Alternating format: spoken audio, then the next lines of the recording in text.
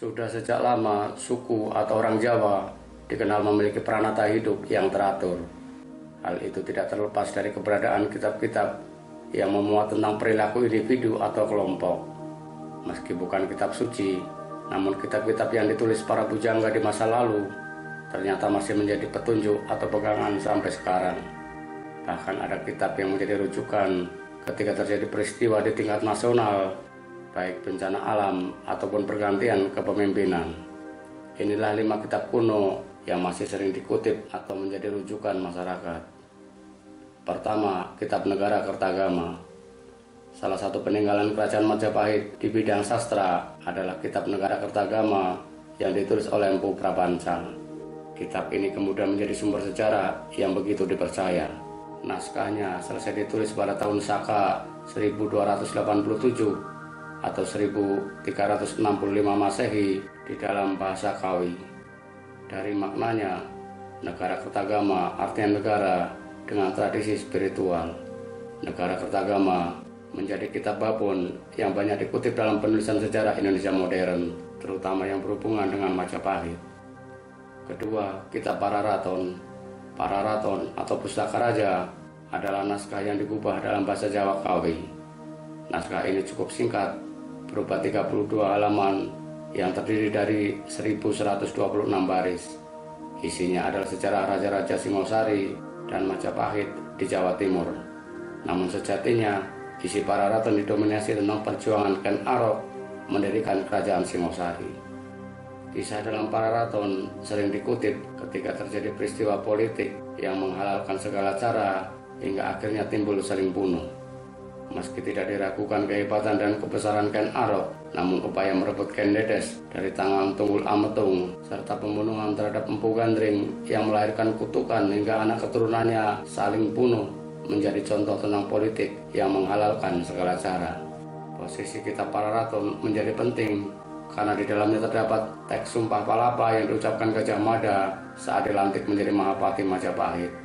Gajah Mada bersumpah tidak akan melepas kuasanya sebelum menaklukkan dan mempersatukan kerajaan-kerajaan di seluruh Nusantara. Tidak diketahui siapa penulis Pararaton.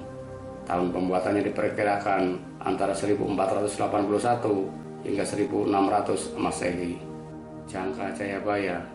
Ramalan Jayabaya atau Jangka Jayabaya adalah ramalan dalam tradisi Jawa yang salah satunya dipercaya ditulis oleh Jayabaya, Raja Kerajaan Kediri.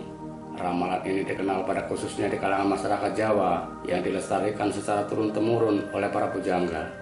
Asal-usul utama serat ramalan Jayabaya dapat dilihat pada kitab Musasar yang digubah oleh Sunan Giripraben. Ramalan yang paling banyak diperbincangkan setiap menjelang pemilihan presiden adalah yang terkait dengan calon pemimpin.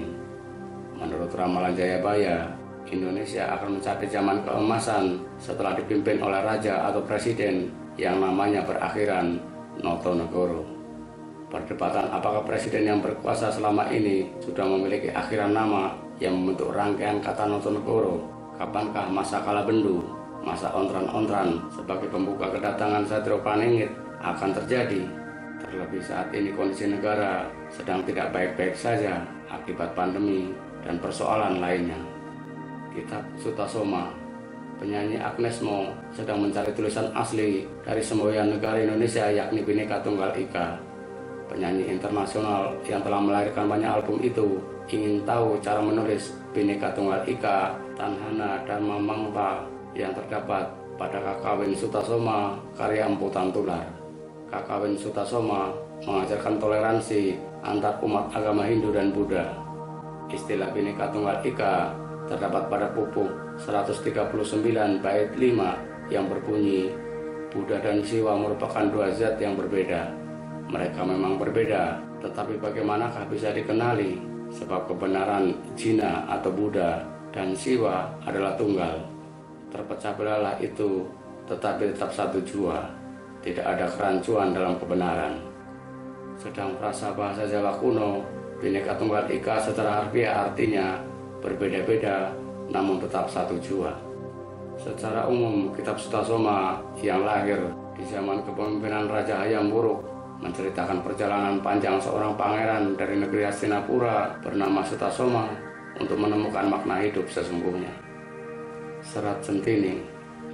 Serat Centini atau Suluk Tambang Raras merupakan karya sastra terbesar dalam kesusastraan Jawa Baru yang membahas tradisi, ilmu pengetahuan, dan banyak hal yang saat itu dikhawatirkan akan punah. Di dalamnya juga terdapat pelajaran hubungan suami istri. Adalah Raja Pakubuwono V yang memiliki ide untuk menghimpun semua budaya dan tradisi Jawa dalam sebuah serat yang berisi tetembangan yang kemudian dikenal dengan sebutan Serat Centini. Tujuannya agar tetap terjaga kelestariannya. Pengumpulan naskah itu dikerjakan pada pertengahan abad ke-18 hingga awal abad 19. Pakubuwono V dibantu 3 orang pujangga istana. Saat ini Serat Centini sudah dibuat versi modern dan dalam bentuk novel trilogi sehingga mudah dicerna. Ada juga kitab-kitab kuno yang isinya tidak lagi relevan atau bahkan tidak menggambarkan kondisi sebenarnya seperti Darmo Gandul. Orang Jawa memiliki kearifan atau wisdom untuk menyaring sehingga hanya kitab-kitab tertentu yang diikuti atau dijadikan pedoman perilaku kehidupan, terutama yang berkaitan dengan adat istiadat.